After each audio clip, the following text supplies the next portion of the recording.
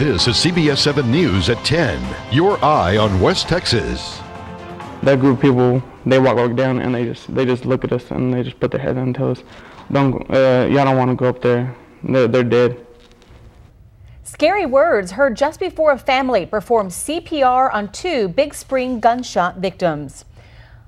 One man is dead and another remains in the hospital after a shooting at Moss Lake in Big Spring. Just moments after the shooting, many people rushed to the side of these men to try and save their lives. CBS 7's Lauren Landman sat down with one family who together did a selfless act that may have saved one of the victims. Lauren?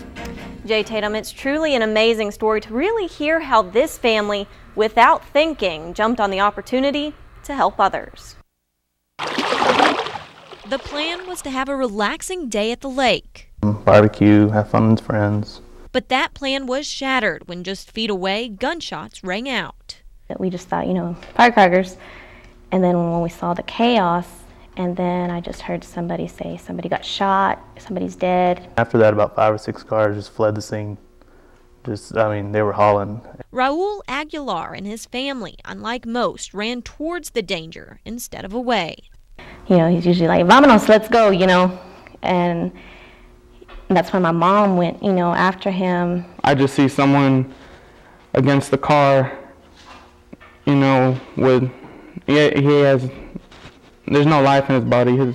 His mom, and I don't know, I think it was his little brother, they're holding him against the car. And every time they move, he just drops.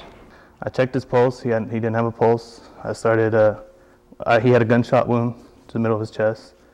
I told my brother, "Give me your shirt." I took the shirt off, I compressed it, and we started CPR from there. The brothers traded off, and soon 19-year-old Brandon Aguilar realized Rudy Hernandez, the man he was trying to resuscitate, was actually one of his high school classmates. "Hey Rudy, you gotta keep breathing. You gotta keep your eyes open. Don't fall asleep. You gotta keep talking to us."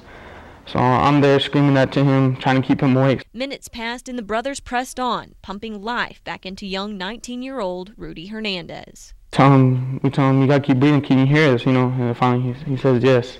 All happening while family members of the victims stood and watched. Who else was there? I don't know how,